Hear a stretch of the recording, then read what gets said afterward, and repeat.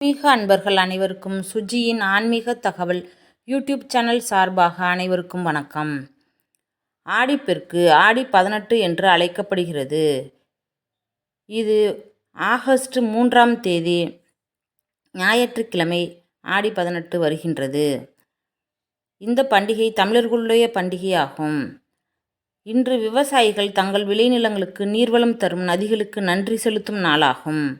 ஆடி 18 அன்று காவிரி அன்னையை வழிபடுவதன் மூலம் நீர்வளம் பெருகும் என்பது மக்களின் நம்பிக்கை.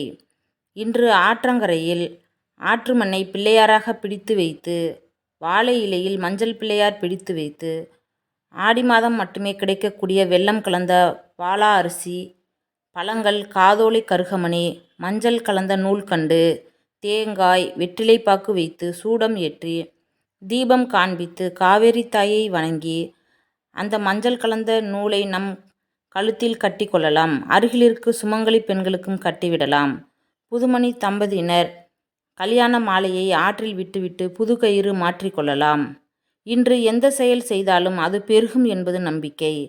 இந்த வருடம் ஆடிப்பெருக்கு ஆகஸ்ட் 3ஆம் தேதி ஞாயிற்றுக்கிழமை அன்று வருகிறது. அன்று யமகண்டம் 12 to 1, ராகு காலம் 4:30 to 6.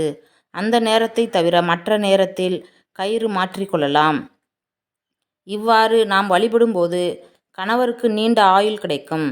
திருமணமாகாத பெண்களுக்கு திருமணம் நடைபெறும்.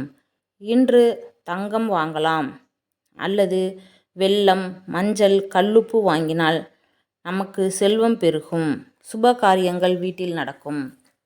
இந்த பதிவு உங்களுக்கு பிடிச்சிருக்குன்னு நினைக்கிறேன். பதிவு பிடிச்சிருந்துச்சுன்னா லைக் பண்ணுங்கள், சப்ஸ்கிரைப் பண்ணுங்கள்.